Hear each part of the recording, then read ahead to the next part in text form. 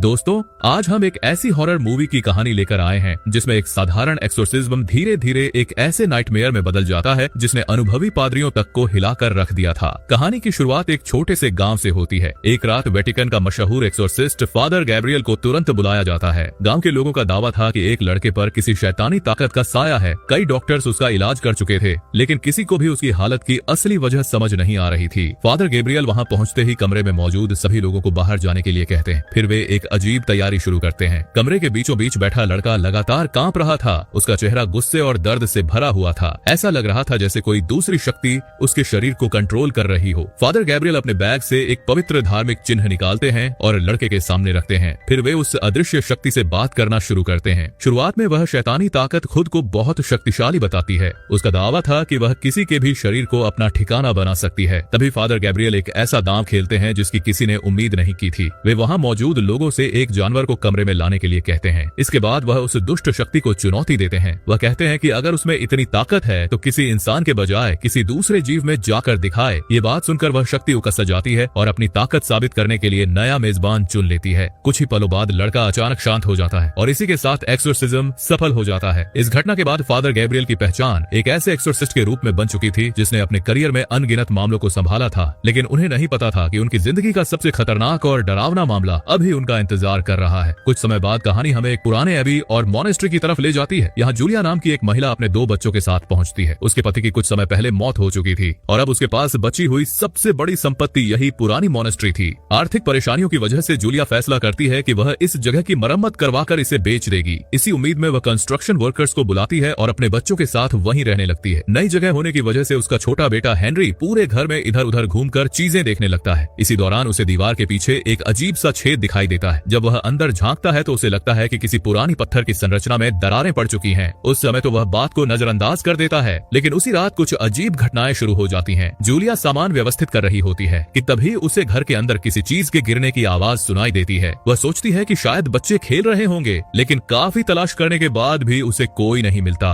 कुछ देर बाद वही आवाज दोबारा सुनाई देती है। इस बार आवाज सीधे हेनरी के कमरे से आ रही थी। जब जूलिया वहाँ पहुँचती है तो उसे पता चलता है कि आवाज उसके हेडफोन से आ रही थी। वह हेडफोन्स हटाकर बच्चे को सुला देती है और अपने कमरे में वापस चली जाती है। लेकिन जैसे ही वह बाहर निकलती है, हेनरी अचानक अपनी आंखें खोल देता है। अगली सुबह कंस्ट्रक्शन वर्कर्स भी उस रहस्यमयी छेद को देख लेते हैं। जिज्ञासा में वे उसके अंदर झांकने का फैसला करते हैं। जैसे ही वे रोशनी डालते हैं, उन्हें दिखाई देता है कि अंदर मौजूद पत्थर की दरार पहले से कहीं ज्यादा बड़ी हो चुकी है। उन्हें लगता है कि शायद वहाँ कोई पुराना कमरा या सुरंग छिपी हुई है, लेकिन अगले ही पल कुछ ऐसा होता है जिसकी किसी ने कल्पना भी नहीं की थी। अचानक अंदर से तेज आग और गर्म हवा का विस्फोट बाहर निकलता है। दोनों मजदूर उसकी चपेट में आ जाते हैं और बुरी तरह झुलस जाते हैं। घटना के बाद उन्हें तुरंत हॉस्पिटल भेजा जाता है। बाकी वर्कर्स ये देखकर डर जाते हैं और काम छोड़ने का फैसला कर लेते हैं। उनका मानना था कि इस मॉनेस्ट्री के नीचे कुछ बेहद खतरनाक छिपा हुआ है। अब जूलिया पूरी तरह परेशान हो चुकी थी। उसकी असली मुसीबत अभी शुरू हुई थी। उसी रात हेनरी की हालत अचानक बिगड़ने लगती है। वह बिस्तर पर लेटे लेटे कांपने लगता है। जूलिया घबराकर उसके पास पहुंचती है। तभी हेनरी अचानक उसे मॉम कहकर पुकारता है। यह सुनकर जूलिया की आंखों में आंसू आ जाते हैं, क्योंकि अपने पिता की मौत के बाद हेनरी ने बहुत लंबे समय से कोई बात नहीं की थी, लेकिन उसकी खुशी कुछ ही सेकंड टिकती है। अचानक बच्चे के चेहरे के भाव बदल जाते हैं और वह ठंडी आवाज में कहता है, तुम सब मर जाओगे। इतना कहकर वह अपने चेहरे को बुरी तरह नोचने लगता है। जूलिया घबरा जाती है और तुरंत उसे हॉस्पिटल ले जाती है, लेकिन जांच के बाद डॉक्टर्स बताते हैं कि बच्चे की रिपोर्ट बिल्कुल सामान्य है। कोई बीमारी, कोई मानसिक समस्या, कुछ भी नहीं। मजबूर होकर जूलिया उसे वापस घर ले आती है, लेकिन उसे बिल्कुल अंदाजा नहीं था कि जिस अंधेरे को उसने घर में जगह दी है, वह अब धीरे धीरे उसके पूरे परिवार को अपनी गिरफ्त में लेने वाला है। अचानक पूरे घर की बिजली चली जाती है। एक ही पल में पूरा घर अंधेरे में डूब जाता है। जूलिया घबराकर अपने बेटे हेनरी को गले लगा लेती है। उसे लगता है कि बच्चा डर गया होगा, लेकिन इस बार मामला कुछ और ही था। उधर एमी नीचे जाकर मेन स्विच चेक करती है और किसी तरह बिजली वापस चालू कर देती है। उसे लगता है कि अब सब ठीक हो जाएगा, लेकिन असली डर तो अभी शुरू हुआ था। जैसे ही जूलिया अपने बेटे को संभालने की कोशिश करती है, हेनरी का व्यवहार अचानक बदल जाता है। उसकी आंखों में अजीब गुस्सा दिखाई देने लगता है। अचानक वह अपनी माँ का गला पकड़ लेता है। उसकी आवाज भी पहले जैसी नहीं रहती। वह बेहद डरावनी और भारी आवाज में ऐसी बातें बोलने लगता है जिन्हें सुनकर जूलिया के होश उड़ जाते हैं। फिर वह अपनी माँ को जोर से धक्का दे देता है। इसके बाद हेनरी अपनी शर्ट ऊपर उठाता है। उसके सीने पर एक शब्द उभर चुका था, हेट। ये देखकर जूलिया पूरी तरह टूट जाती है और फिर हेनरी एक ही बात बार बार दोहराने लगता है, प्रीस्ट को बुलाओ। अब जूलिया समझ चुकी थी कि यह कोई साधारण बीमारी नहीं है। कुछ समय बाद वह स्थानीय प्रीस्ट फादर विक्टर को घर बुलाती है। फादर विक्टर पूरे आत्मविश्वास के साथ कमरे में प्रवेश करते हैं, लेकिन अंदर जाने के कुछ ही सेकंड बाद कमरे से एक भयानक चीख सुनाई देती है और अगले ही पल फादर विक्टर कमरे से बाहर जा गिरते हैं। ऐसा लग रहा था जैसे किसी अदृश्य शक्ति ने उन्हें जोर से फेंक दिया हो। कमरे के अंदर मौजूद दुष्ट शक्ति साफ कहती है कि उसे इस प्रीस्ट से कोई मतलब नहीं है, वह किसी और का इंतजार कर रही है। जब यह खबर चर्च अथॉरिटीज तक पहुंचती है तो मामला बेहद गंभीर माना जाता है। कारण यह था कि जिस मॉनेस्ट्री में यह घटनाएं हो रही थीं, उसका इतिहास पहले से ही कई रहस्यमयी घटनाओं से जुड़ा हुआ था। यहीं पर वेटिकन के सबसे अनुभवी एक्सोर्सिस्ट फादर गैब्रियल को बुलाया जाता है। जैसे ही उन्हें इस केस के बारे में पता चलता है, वे बिना समय गंवाए वहां पहुंच जाते हैं। मॉनेस्ट्री पहुंचने पर उनका स्वागत फादर विक्टर करते हैं और दोनों सीधे हेनरी के कमरे की ओर बढ़ते हैं। फादर गैब्रियल कमरे में बैठकर प्रार्थना शुरू करते हैं और अपने साथ लाए धार्मिक सिंबल को सामने रखते हैं, लेकिन तभी हेनरी के भीतर मौजूद शक्ति बोल पड़ती है। वह कहती है कि इन प्रार्थनाओं का उस पर कोई असर नहीं होने वाला। फादर गैब्रियल शांत रहते हैं। वह बच्चे को ध्यान से देखते हैं और उससे सवाल पूछना शुरू करते हैं, तुम कौन हो?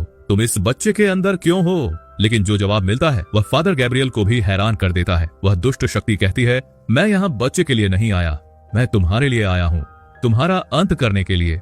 कमरे का माहौल एकदम सन्न हो जाता है और इससे भी ज्यादा डरावनी बात यह थी कि वह शक्ति फादर गैब्रियल के अतीत के कई ऐसे राज जानती थी जिनके बारे में कोई सामान्य इंसान नहीं जान सकता था। अब फादर गैब्रियल को यकीन हो जाता है कि उनका सामना किसी बेहद शक्तिशाली एंटिटी से हुआ है। वह उस शक्ति का असली नाम जानने की कोशिश करते हैं, क्योंकि एक्सोर्सिज्म की प्रक्रिया में किसी दुष्ट शक्ति का वास्तविक नाम जानना बहुत महत्वपूर्ण माना जाता है। लेकिन यह एंटिटी बेहद चालाक थी। वह अपना नाम बताने से साफ इनकार कर देती है। उसके बाद फादर गैब्रियल को एहसास होता है कि यह कोई साधारण डीमन नहीं है, इसकी ताकत सामान्य मामलों से कहीं ज्यादा है। इसी दौरान जूलिया की बेटी अपने कमरे में होमवर्क कर रही होती है। तभी उसे दीवारों के पीछे से लगातार नॉक नॉक की आवाज सुनाई देने लगती है। पहले उसे लगता है कि शायद उसका छोटा भाई मजाक कर रहा है, लेकिन जब वह उसके कमरे में जाकर देखती है तो हेनरी तो बिस्तर पर शांत लेटा हुआ था। अचानक वही आवाज उसके पीछे से सुनाई देती है। वह डरकर पीछे मुड़ती है और उसी समय हेनरी की आंखें खुल जाती हैं। उसका चेहरा पहले से कहीं ज्यादा भयानक दिखाई देता है। उसकी आवाज पूरी तरह बदल चुकी थी। डर के मारे लड़की अपने कमरे की तरफ भागती है और दरवाजा बंद कर लेती है, लेकिन तभी उसका फोन बज उठता है। उसे लगता है कि शायद उसकी माँ का कॉल होगा, मगर जैसे ही वह फोन उठाती है, दूसरी तरफ से जो आवाज आती है उसे सुनकर उसके पैरों तले जमीन खिसक जाती है। फोन पर आवाज उसके दिवंगत पिता की थी। अब वह पूरी तरह डर जाती है और तुरंत सारी बात अपनी माँ और फादर गैब्रियल को बताती है। फादर गैब्रियल समझ जाते हैं कि डीमन अब पूरे परिवार के मनोबल को तोड़ने की कोशिश कर रहा है। रात बढ़ती जा रही थी और हर गुजरते घंटे के साथ उसकी ताकत भी बढ़ रही थी। अब फादर गैब्रियल और फादर विक्टर के सामने सिर्फ एक ही रास्ता बचा था। उन्हें किसी भी कीमत पर उस डीमन की असली पहचान पता लगानी होगी, क्योंकि वही इस बच्चे को बचाने की आखिरी उम्मीद थी। और अगर वे असफल हुए तो शायद अगला शिकार पूरा परिवार बनने वाला था। इसीलिए फादर गैब्रियल और फादर विक्टर एक बार फिर एक्सोर्सिज्म रिचुअल शुरू करते हैं। इस बार दोनों मिलकर लगातार प्रेयर करने लगते हैं। शुरुआत में डीमन हमेशा की तरह उनका मजाक उड़ाता है। उसे पूरा भरोसा था कि कोई भी उसे कमजोर नहीं कर सकता, लेकिन जैसे जैसे प्रेयर आगे बढ़ती है उसके चेहरे पर दर्द दिखाई देने लगता है। पहली बार ऐसा लग रहा था कि रिचुअल असर कर रहा है। हेनरी का शरीर बुरी तरह कांपने लगता है, कमरे का तापमान बदलने लगता है और डीमन की आवाज पहले से ज्यादा बेचैन सुनाई देने लगती है। फादर गैब्रियल को लगने लगता है कि शायद अब वे उसकी असली पहचान तक पहुंच जाएंगे, लेकिन तभी कमरे की लाइट अचानक धीमी पड़ जाती है। हवा का माहौल बदल जाता है और उनके सामने एक रहस्यमयी महिला दिखाई देती है। उसे देखते ही फादर गैब्रियल का चेहरा बदल जाता है। स्पष्ट था कि वह उसे पहचानते थे। महिला एक ऐसी घटना का जिक्र करती है जिसे फादर गैब्रियल वर्षों से अपने दिल में दबाकर बैठे थे। एक पुरानी गलती, एक ऐसा दर्दनाक राज जिसे वह भूलना चाहते थे। कुछ पल के लिए फादर गैब्रियल का आत्मविश्वास डगमगा जाता है, लेकिन जल्दी ही उन्हें समझ आ जाता है कि यह सब डीमन का मानसिक खेल है। वह उनकी कमजोरियों को ढूंढकर उन्हें तोड़ना चाहता था। वह सिर्फ शरीर पर नहीं बल्कि इंसान के अपराध बोध और डर पर हमला कर रहा था। किसी तरह फादर गैब्रियल खुद को संभाल लेते हैं, लेकिन डीमन यहीं नहीं रुकता। अब वह फादर विक्टर की तरफ मुड़ता है और उसके अतीत की ऐसी बातों का जिक्र करने लगता है जिन्हें सुनकर वह अंदर तक हिल जाता है। उसे अपने जीवन की एक पुरानी प्रेम कहानी याद आ जाती है। एक ऐसा वादा जो कभी पूरा नहीं हो पाया, एक ऐसा फैसला जिसका पछतावा आज भी उसके दिल में मौजूद था। अब दोनों प्रीस्ट समझ चुके थे कि डीमन उनकी आत्मा को कमजोर करने की कोशिश कर रहा है। वे कुछ समय के लिए कमरे से बाहर निकल जाते हैं ताकि अपना ध्यान दोबारा केंद्रित कर सकें, लेकिन जाते जाते डीमन एक बेहद डरावनी बात कहता है, तुम लोग गलत दिशा में देख रहे हो, असली खेल अभी बाकी है। यह बात फादर गैब्रियल के दिमाग में घूमने लगती है। उन्हें लगने लगता है कि शायद यह मामला सिर्फ हेनरी तक सीमित नहीं है, शायद इस घर के पीछे कोई और बड़ा रहस्य छिपा हुआ है। इसी सोच के साथ वह पुराने कोर्टयार्ड की तरफ जाते हैं। वहाँ एक पुराना और लगभग भुला दिया गया कुआं मौजूद था। जब वे उसके आसपास उगी झाड़ियों को हटाते हैं तो उन्हें एक अजीब निशान दिखाई देता है। ये कोई साधारण चिन्ह नहीं था। ऐसे सिंबल अक्सर बेहद शक्तिशाली दुष्ट शक्तियों को कैद करने के लिए इस्तेमाल किए जाते थे। अब फादर गैब्रियल की चिंता और बढ़ जाती है। उन्हें एहसास हो जाता है कि इस जगह का इतिहास जितना दिखता है उससे कहीं ज्यादा भयावह है। वह कुएं का ढक्कन हटाने की तैयारी शुरू कर देते हैं। उधर घर के अंदर अजीब घटनाएं तेज होती जा रही थीं। हेनरी के कमरे में रखे धार्मिक प्रतीक अपने आप हिलने लगे। कुछ चीजें उल्टी दिखाई देने लगी। ऐसा लग रहा था जैसे कोई अदृश्य शक्ति पूरे घर पर कब्जा जमाने की कोशिश कर रही हो। रात के उसी समय जूलिया अपने कमरे में सो रही होती है। अचानक उसे महसूस होता है कि कोई उसके पास मौजूद है। धीरे धीरे एक काली परछाई उसकी तरफ बढ़ती है। वह घबराकर उठना चाहती है लेकिन उसका शरीर जैसे जाम हो चुका था। वह न बोल पा रही थी और न ही हिल पा रही थी। उधर फादर विक्टर को भी किसी की मदद मांगने की आवाज सुनाई देती है। उन्हें लगता है कि शायद हेनरी उन्हें बुला रहा है। वह जल्दी से कमरे में पहुंचते हैं लेकिन वहां सब कुछ सामान्य दिखाई देता है। हेनरी शांत लेटा हुआ था। कुछ समझ न आने पर फादर विक्टर उसके करीब जाते हैं। जैसे ही वह उसके पास झुकते हैं अचानक हेनरी की आंखें खुल जाती हैं और अगले ही पल डीमन उन पर हमला कर देता है। फादर विक्टर पीछे गिर पड़ते हैं। कमरे में उसकी डरावनी हंसी गूंजने लगती है। उसी समय जूलिया की बेटी भी अपने कमरे में डरी सहमी बैठी थी। उसे फिर से दीवारों के पीछे से अजीब नॉक नॉक की आवाज सुनाई देती है। आवाज हर सेकंड और करीब आती जा रही थी। डर के मारे वह अलमारी में छिप जाती है लेकिन वहां भी उसे राहत नहीं मिलती। दीवारों पर खरोंचें उभरने लगती हैं। ऐसा लगता है जैसे कोई दूसरी तरफ से बाहर निकलने की कोशिश कर रहा हो। पूरा घर अब एक जीवित नाइटमेयर में बदल चुका था। इसी बीच फादर गैब्रियल आखिरकार कुएं के अंदर झांकते हैं और जो दृश्य उन्हें दिखाई देता है उसे देखकर उनके होश उड़ जाते हैं। कुएं के भीतर इंसानी कंकाल और पुराने अवशेष पड़े हुए थे। स्पष्ट था कि यह जगह किसी भयानक रहस्य को छिपाए हुए थी। सच्चाई जानने के लिए वे नीचे रोशनी फेंकते हैं लेकिन अगले ही पल अचानक आग की लपटें भड़क उठती हैं। फादर गैब्रियल मुश्किल से खुद को बचा पाते हैं। अब उन्हें यकीन हो चुका था कि इस मॉन्स्टर में सिर्फ एक डीमन नहीं बल्कि सदियों पुराना एक शैतानी रहस्य दफन है। और तभी घर के अंदर से जूलिया की दर्द भरी चीख गूंजती है। फादर गैब्रियल तुरंत उसकी तरफ दौड़ पड़ते हैं। जूलिया आधी बिस्तर के नीचे खिंच चुकी थी, जैसे कोई अदृश्य ताकत उसे अंधेरे में घसीट रही हो। अगर फादर गैब्रियल कुछ सेकंड और देर कर देते तो शायद उसका बचना मुश्किल हो जाता। किसी तरह वह जूलिया को उस रहस्यमयी शक्ति से छुड़ाते हैं लेकिन खतरा अभी टला नहीं था। उसी समय उन्हें जूलिया की बेटी की याद आती है। दोनों तुरंत उसके कमरे की तरफ दौड़ते हैं। कमरे के अंदर अजीब आवाजें गूंज रही थीं और अलमारी बुरी तरह हिल रही थी। ऐसा लग रहा था जैसे कोई चीज अंदर कैद हो और बाहर निकलने की कोशिश कर रही हो। फादर गैब्रियल बिना समय गंवाए प्रेयर शुरू कर देते हैं। कुछ मिनटों तक पूरा कमरा दहशत से भरा रहता है। फिर अचानक सब कुछ शांत हो जाता है। जब अलमारी खोली जाती है तो लड़की सुरक्षित मिलती है। अब सभी समझ चुके थे कि मॉनेस्ट्री के अंदर रहना खतरे से खाली नहीं है, इसलिए परिवार को अस्थायी रूप से चर्च में शिफ्ट कर दिया जाता है। उधर फादर गैब्रियल और फादर विक्टर उस पुराने कुएं के रहस्य को सुलझाने निकल पड़ते हैं। उन्हें पूरा यकीन था कि इस जगह की असली सच्चाई वहीं छिपी हुई है। कुएं के आसपास जांच करते हुए उन्हें एक छिपा हुआ रास्ता मिलता है। दीवार के पीछे एक बंद हिस्सा था जिसे शायद सालों पहले जानबूझकर छिपाया गया था। दोनों रास्ता खोलते हैं और अंदर प्रवेश करते हैं। जैसे जैसे वे आगे बढ़ते हैं सामने एक प्राचीन अंडरग्राउंड चैम्बर दिखाई देता है। दीवारों पर पुरानी मूर्तियां बनी हुई थीं। माहौल इतना डरावना था कि हर कदम पर लगता था जैसे कोई उन्हें देख रहा हो। बीच में उन्हें एक पुराना कंकाल मिलता है। उसकी उंगली में अंगूठी थी। फादर गैब्रियल तुरंत समझ जाते हैं कि यह कोई साधारण इंसान नहीं बल्कि चर्च से जुड़ा व्यक्ति था। जांच करने पर उन्हें पता चलता है कि उसने खुद को वहां कैद कर लिया था, शायद किसी भयानक शक्ति को रोकने के लिए। थोड़ा और आगे जाने पर उन्हें दूसरी लाश मिलती है। इस बार उसके पास एक पुरानी डायरी भी रखी हुई थी। डायरी पढ़ते ही वर्षों पुराना रहस्य सामने आने लगता है। पता चलता है कि कई साल पहले इसी मॉन्स्टर में एक मॉन्क पर शक्तिशाली डीमन का कब्जा हो गया था। लेकिन यह कोई साधारण डीमन नहीं था। यह एक होस्ट छोड़कर दूसरे होस्ट में जा सकता था। यानी एक शरीर खत्म होने पर भी इसकी शक्ति खत्म नहीं होती थी। एक एक्सोर्सिस्ट ने उसे रोकने की कोशिश की लेकिन वह खुद उसकी गिरफ्त में आ गया। इसके बाद डीमन ने लंबे समय तक धार्मिक व्यवस्था के भीतर छिपकर अराजकता फैलाने की कोशिश की। आखिरकार कुछ एक्सोर्सिस्ट्स ने मिलकर उसे रोकने का प्रयास किया। भारी संघर्ष के बाद डीमन को सील तो कर दिया गया लेकिन इसकी कीमत उनकी जान देकर चुकानी पड़ी। और अब जूलिया की रेनोवेशन के दौरान वही सील टूट चुकी थी। यानी जिस बुराई को दशकों पहले दफन किया गया था वह एक बार फिर आजाद हो चुकी थी। डायरी में सबसे महत्वपूर्ण जानकारी डीमन के नाम की थी। अब फादर गैब्रियल को आखिरकार उसकी असली पहचान पता चल चुकी थी लेकिन नाम जान लेना ही काफी नहीं था। डीमन लगातार उनके पुराने गुनाहों और पछतावों को हथियार बनाकर उन पर हमला कर रहा था। इसी वजह से फादर गैब्रियल फैसला करते हैं कि उन्हें पहले अपने दिल का बोझ हल्का करना होगा। वह फादर विक्टर के सामने अपने अतीत की सबसे दर्दनाक गलती स्वीकार करते हैं। कई साल पहले एक लड़की ने मदद मांगी थी। उसे लगता था कि वह किसी दुष्ट शक्ति से प्रभावित है, लेकिन फादर गैब्रियल ने उसकी बात को गंभीरता से नहीं लिया। उन्होंने सोचा कि यह सिर्फ मानसिक परेशानी है। कुछ समय बाद वह लड़की अपनी जिंदगी खत्म कर बैठी और उस दिन से फादर गैब्रियल खुद को कभी माफ नहीं कर पाए। आज भी उन्हें लगता था कि अगर उन्होंने उस समय सही फैसला लिया होता तो शायद एक जान बच सकती थी।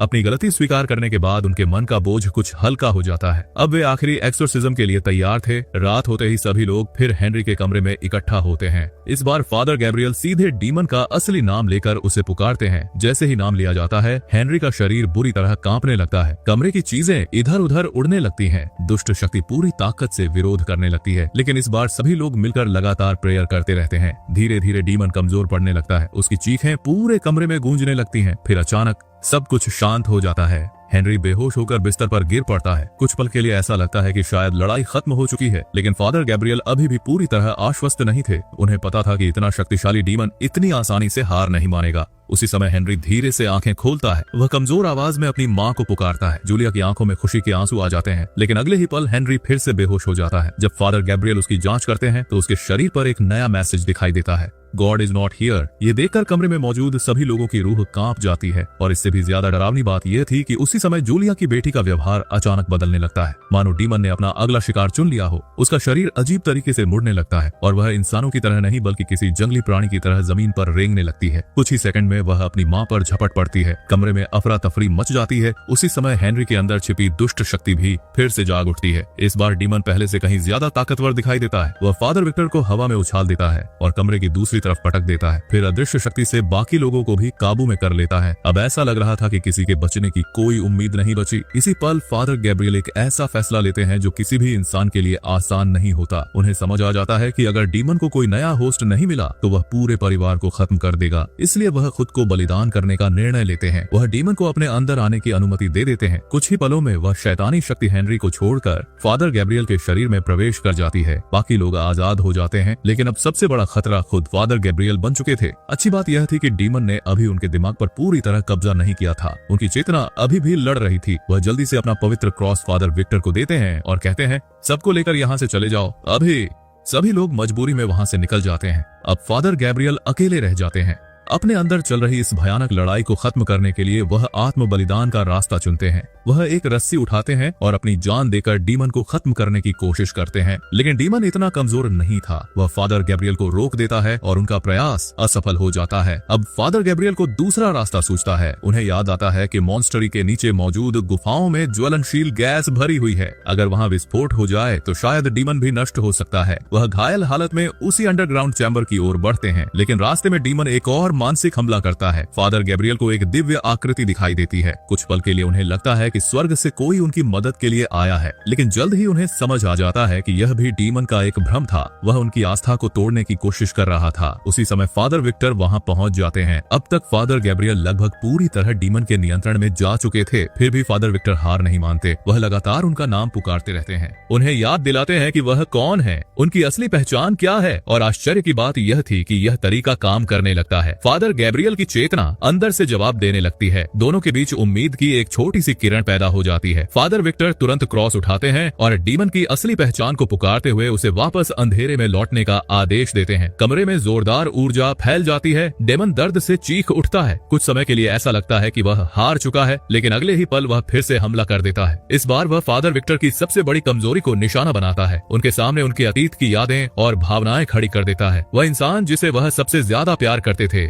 मानो उनके सामने मौजूद हो। कुछ पल के लिए फादर विक्टर का आत्मविश्वास से डगमगा जाता है, लेकिन फिर उन्हें अपनी जिम्मेदारी याद आती है। वह अपनी आस्था को मजबूत करते हैं और भ्रम को अस्वीकार कर देते हैं। जैसे ही उनका डर खत्म होता है, वह छवि भी गायब हो जाती है। अब फादर गैब्रियल और फादर विक्टर दोनों एक साथ खड़े होते हैं। दोनों मिलकर अंतिम प्रेयर शुरू करते हैं। कमरे में भयंकर कंपन होने लगता है। दीवारें हिलने लगती हैं, जमीन फटने जैसी आवाजें आने लगती हैं। डीमन पूरी ताकत से वापस आने की कोशिश करता है, लेकिन इस बार उसकी शक्ति कमजोर पड़ चुकी थी। प्रेयर की आवाजें तेज होती जाती हैं और आखिरकार वह दुष्ट शक्ति वापस उसी अंधेरे में खींच ली जाती है जहां से वह आई थी। पूरा अंडरग्राउंड चैम्बर जोरदार धमाके के साथ कांप उठता है। पुरानी सील फिर से सक्रिय हो जाती है और वर्षों पुरानी बुराई एक बार फिर कैद हो जाती है। जब सब कुछ शांत होता है तो सिर्फ सन्नाटा बचता है। लंबी और खतरनाक लड़ाई आखिरकार खत्म हो चुकी थी, पर